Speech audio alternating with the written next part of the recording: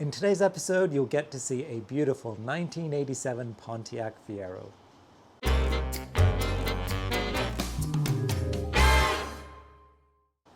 Hello everybody, welcome to Classic Car ChitChat. My name is Kevin. If this is the first time you're coming to my channel, then welcome. And I really appreciate you coming here today to see what I am about to show you, which is a beautiful 87 Fiero. If you've been to my channel before, then welcome back. I really appreciate it. Thank you, as always, for the comments you leave, for the thumbs up, as well as for you subscribing. It really does mean a lot to me. As many of you know, my channel is all about encouraging people who love their cars as much as I love my little MG to show their passion and giving them that opportunity to make their car in the spotlight, give them the spotlight to show their car.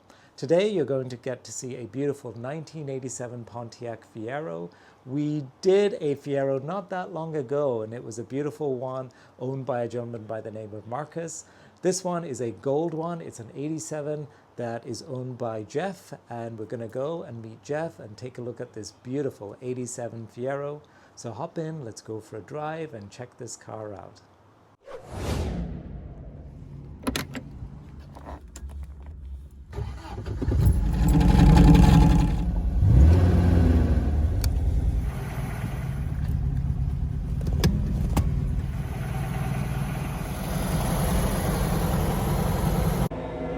And here is Jeff. What an absolutely beautiful Fiero.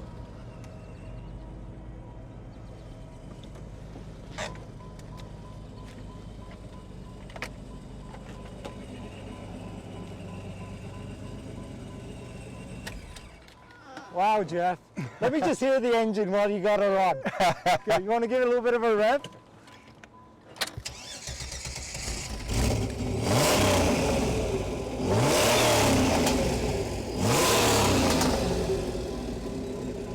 Wow.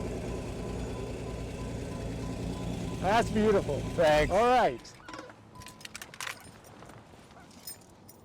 So Jeff, I can see it is an 87 Fiero. Correct. As you know, I did a Fiero recently with a gentleman by the name of Marcus. Tell me about your car. Sure. This is a 87 Fiero GT. I'm the second owner.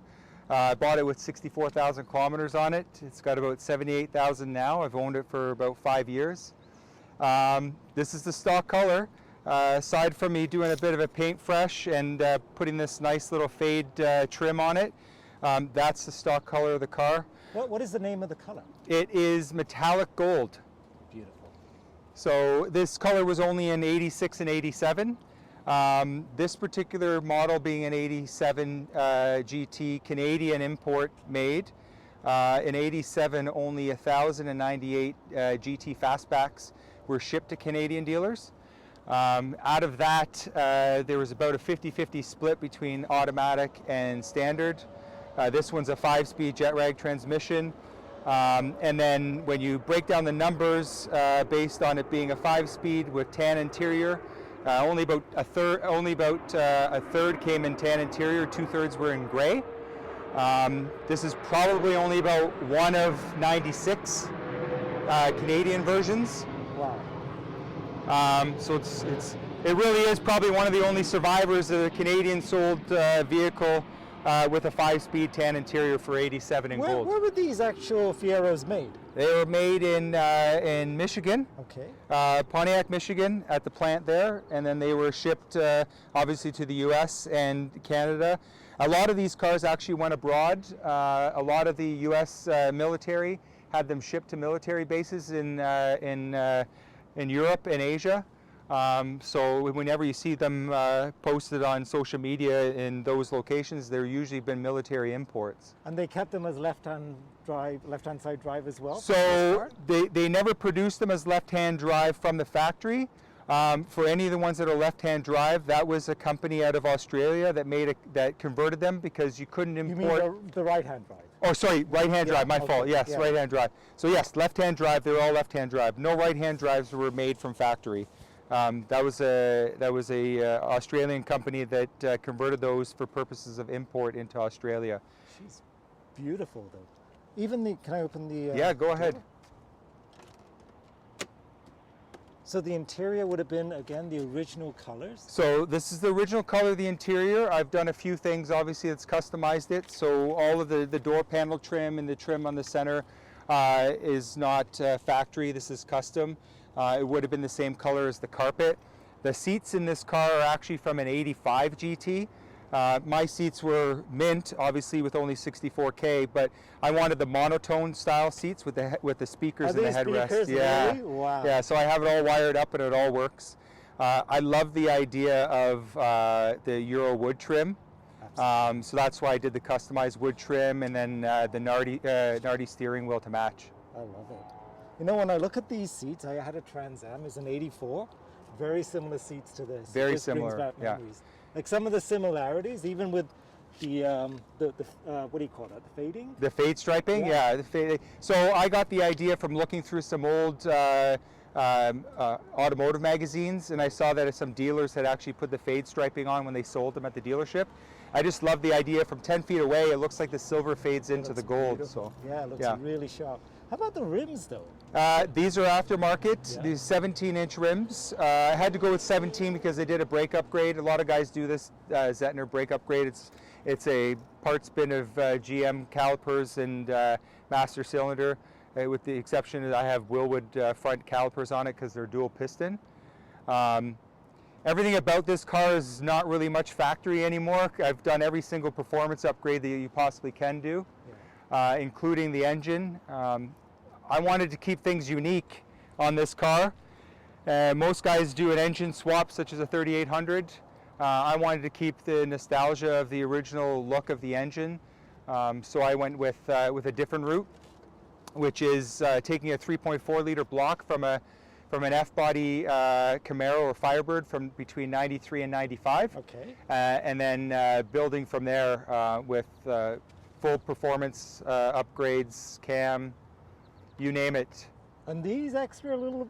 Yeah, so These because what I've done with mine is I have a Vortec V1S trim supercharger on this setup, so I have an air-fuel ratio gauge as well as a boost gauge, so I keep an eye on what's going on. So I guess we won't be doing any kind of drag race in No. the MG then. We'll give that one a miss.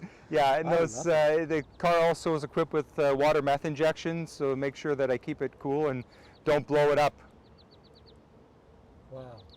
And you actually have a little bit of a glove box in here. Yes, so that glove box is from a company called Piazza that they made it in the early 90s as a retrofit for the Fieros.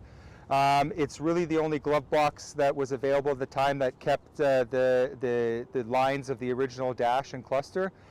Very hard to find and very expensive if you find one that's in good shape. I have that one in this car and I have another one at home in a box. Wow. How long have you had the car then? 5 years. Beautiful. So what kind of shape was it in when you first got it? It actually was in pretty much mint condition, with aside from having all the original suspension components in it. Everything was in really good nick on the car. I literally bought it off of photos from Quebec, so I was a little bit nervous, but I think I found 2 rusty nuts and I replaced them. But why the Fiero? What's the attachment to that? Was it something you saw yeah. as a kid? Or? Definitely as a kid. When I was in high school, one guy had one, this exact model but in black. I always wanted to get one, but because of the rarity of this model at the time, and also the fact my parents didn't want me to have a 2-seater, Right. the idea got shelved, and when I turned 40, I bought it for myself as a midlife crisis. Midlife crisis. I'm looking at that thing, and that's what happened when you turn 50. So there you go. Wow. Oh, she's beautiful. Can we take a look at the engine? Yeah, sure, no problem.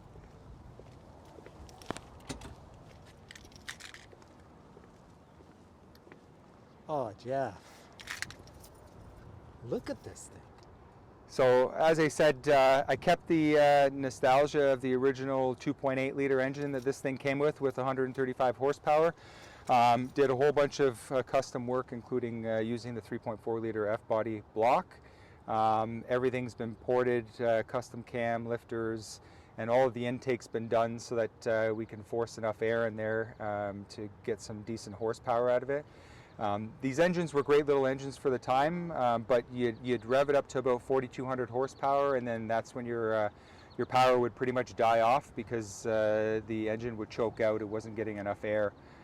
So what I did is I opened everything up, filled in the plenum, had all this fabricated, opened up the neck, installed a Vortec V1 supercharger, which is located down discreetly where the air compressor would be, because I don't, or the air conditioning compressor would be, but I don't have air conditioning in this car, so we hit it nice and low. Yeah. And then I have water meth injection set up as well too, which is that tank over in the corner. So my goodness. And who did all the work? I have a really good friend, Adam, from our local group. It was a great help. He helped me with getting the engine block swapped out and doing all the work.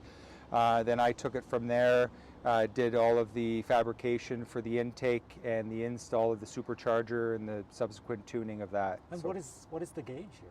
That's just your fuel pressure gauge. Okay. I had that installed just so I can keep an eye on what the fuel pressure is. Once you've boosted the engine, obviously you want to make sure you're keeping an eye on all the important components, and one of them obviously is fuel pressure. So. And this little switch? This was on the car when I bought it. This is a typical kill switch that you can install on cars. You can actually remove that. And it ensures that there's no battery drain happening. It also acts as a little bit of a theft prevention as well too, because the car won't start obviously if that key's out. The transmission and everything is the original? Transmission's original, 5-speed jet rag transmission. I have put a customized short throw shifter components both on the transmission block and internally. That's all from a guy named Rodney Dickman, who in the US that sells a bunch of aftermarket custom parts for these cars. Great website if anybody's looking for better than OEM improved parts for their Fiero.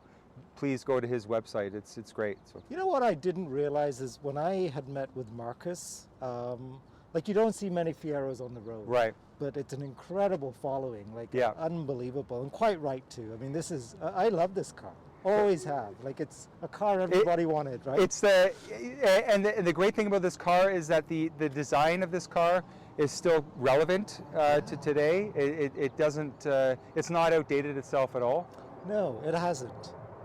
Everything about the car, and and I think Marcus made a point in the last video. When you look at a car like this, you see kind of elements of many different cars. Right. Right? You look at it in a certain light, you think, oh, that looks like a Trans Am. If you look at it again, it's a Ferrari. As most guys know, that the Fieros, as Marcus has mentioned, is that this car was had to be a parts bin car because the guys that put this car together and the whole idea went to the execs at GM, and the execs were afraid that this car was going to not just outperform but outsell the Corvette. So they cut out a lot of the performance grades that the engineers wanted to put in this vehicle, including the brakes, suspension, and engine components. The original design for this car was a 2.8 turbocharged engine, which unfortunately didn't make it past the GM execs. So. Okay. I noticed you got the cover at the front here. Yeah, that's I've got that the bra on the front and the mirror bras. I just love that 80s style of a front bra. My Trans had it too, and actually I remember these little kind of ridges at the front. Yeah. And, they were necessary because my wife was driving. She couldn't see the front end of the car anyway, so it was like a little bit extra to help. Well, but what do you find parts easily for this car? Yeah, you can. There's a lot of aftermarket parts available for the car. A lot of the standard components are still available. But yeah, there's some good, decent websites. Rock Auto, which is an online automotive parts distributor, is very good for getting factory OEM parts for this car. My God. So it's a great little car. I love it. It's a grown man's go-kart. Absolutely, and it's beautiful. It's beautiful. Way better than any Ferrari, but I'm going to upset a lot of people if I say that again. So, how much space is in the front of yours? There's some space, right? Like what a lot of guys do is put their toolbox right down in here. So if you go on trips and stuff, they have space to put the toolbox in there. Now, like I said, with the brake upgrade, this is a brake booster from an S10. pickup truck. It's twice the size of what the original factory brake booster would have been. So it obviously improves the braking power. Master cylinder from a 2000 Yukon. The brake calipers are standard GM. Look at the size of the water, the windshield washer reservoir. Yeah, it's huge. And what's inside here, though? That's the spare tire. Like a little donut. It's a little donut, but unfortunately for me, it's just for show because I would never be able to put it on the wheels because of the brake upgrade. I get it. Wow. But you can, if you move that out the way, you probably get a 2.4 in there. Oh, easily. Yeah. That's all that matters. Yeah, it? exactly. Wow. And I see you got gauges on the rad as well there. Yeah, that's just for added security, right? As we all know with these old cars, they can be a little bit finicky with their sensors. I know that, right. Wow. Oh, she's beautiful. Jeff, a thing of beauty, honestly. Thank you. Very it's been nice. 5 years in the making, and a lot of patience by my wife. Yeah, it is. It's a family event, isn't it? But yes, it is. That's amazing. Wow. I am really, really impressed with this car. It's absolutely beautiful. Like, the finish is gorgeous. I love the color. Like, I don't think the camera can even do it justice. Even in 4K, it's like, yeah, but it's gold and it's got that little metal flake. Yeah. Well, my stipulation when I was looking for the right Fiero, it had to be tan interior, had to be a 5-speed, and it had to be Canadian, and it had to be rust-free. Okay, so you checked off all the boxes? I checked off all the boxes. I wasn't very particular on the paint, just so happened to be the one I found was gold, and I love it because it's unique. Amazing. And of course there's space in the back. I forgot about that, but there's there's lot still of space here. And I have a little bit of a secret compartment. Not so secret anymore now. Not so secret. So this cover, you see it's embossed with Fiero GT. Russ Interiors from the US makes these. It just hides everything, all my cleaning supplies and storage, but also my water meth injection pump is down there too, hidden away. So I got everything nice and hidden. So when I go to car shows, I'm good. And as you can see, look how clean it looks though. It looks amazing.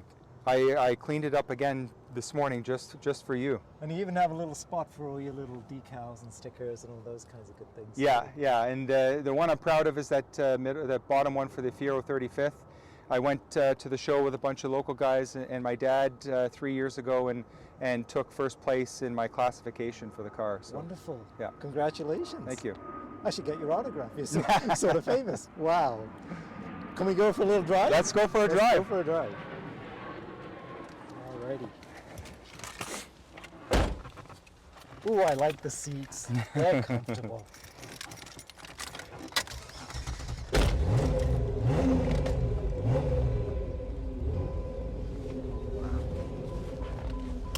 So one thing about the 85 seats is they actually have a little bit more bolster on the sides compared to the 86, 87, 88s. Yep. So actually you feel a little bit more snug when you're sitting in them too. You got a CD in here.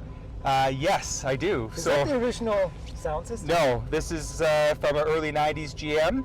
Okay. Same size, fits into the Fiero. I had it modified with an additional adapter plug so I can put a Bluetooth in and play my music from my iPhone. Also, these silver accents, chrome accents that I put on the car, these chrome accents are from various GM model vehicles. These are actually from a 67 Camaro. Wonderful. And the chrome lock mechanisms, which are normally black from factory, these are from late 80s, early 90s Buicks. Wonderful. So I wanted to add a little bit of chrome inside as well as the wood trim. You know what? I'm of the opinion there's never enough chrome in the car. Right? Me too. So, again, I just noticed as well. You're awfully tall as well, or maybe I'm just short. I'm 5'7". So. I'm just over 6'1", and I fit in this car no problem. I actually have a customized rear panel that has additional speakers in it. It works for me because I'm 6'1", but without that there with the factory panel, guys that are 6'4", 6'5" can fit in this car. There's a lovely feel to it. It's like a cockpit. Oh, I love lovely. it. Absolutely. Yeah. Okay. Let's go.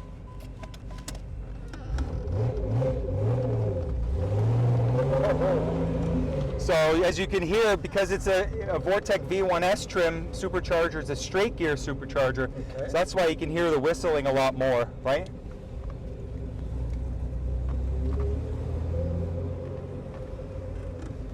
same type of supercharger that they use in the late 80 Mustangs. Oh, she's got some and good brakes too. Yes. All right. Need the good brakes if you're going to have the kick. Great little fun car to drive. Like I said, it's like a grown man's go-kart. It just hugs the road. Beautiful.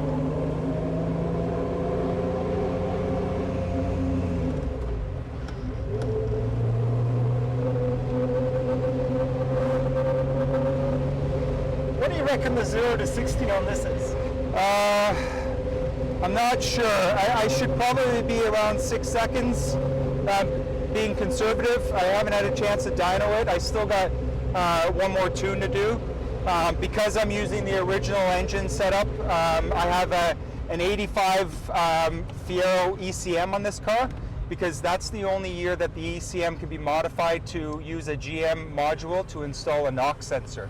Okay. And since I have it supercharged under boost, you definitely want that NOx sensor there. So, but the older ECMs you can't tune simply by just plugging them in. You have to download the data and then send it to a guy that knows how to do custom chip burns. He'll adjust all the tables, send you back a chip, and you put it in, and you do that about 3-4 times till you get it like real good. You must get a lot of people looking at the car who've never seen a Fiero before. Yeah. Thinking, what is this thing, right? Yeah, a lot of young people, obviously, sure. because it's an 87, and most young people are born in the 2000s now. They look at the car and they want to know what it is. Is it that, or are we just getting older? I think we're just getting older.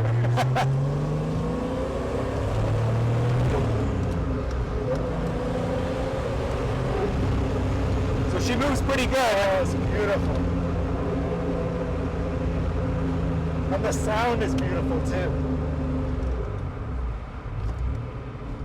Yeah, like I said, I wanted to see the difference between doing a full engine swap and trying to stay as original as you can is most car show classifications would consider this modified rather than custom. So it keeps me down in the other classification. Oh, sorry, yeah, I just noticed that, Jeff. What is that? That's a performance sound, so that's factory. Okay.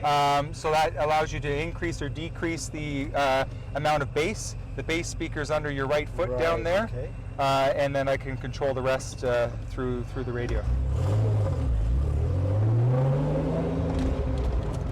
You know, the one thing I really do like is the way these wrap around. Yeah. It's just really sharp.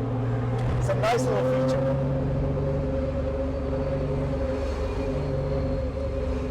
I got to say, the one thing about the Fieros is the Fiero community. A bunch of great guys. They'll give the shirt off their back to help you out with your car. Nice.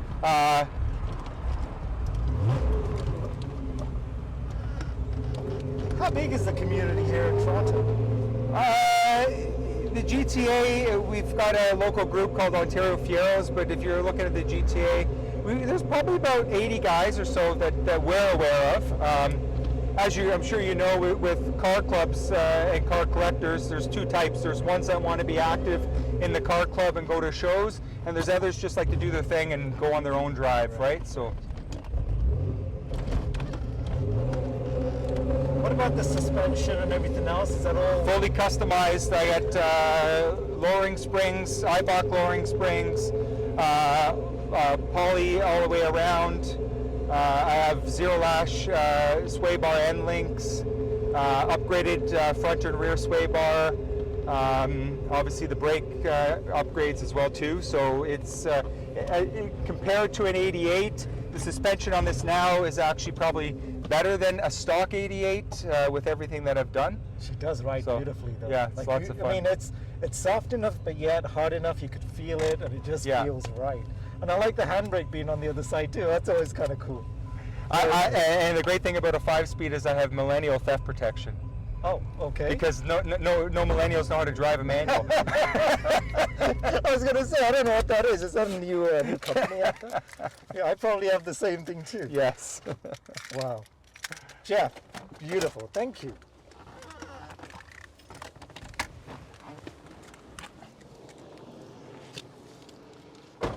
Yeah, so that's my that's 87 GT. Oh, and she's gorgeous. It actually has a name too. Oh, my family named her. She's Betsy. Betsy, okay. Mine's Princess, so here we go. All right, very nice.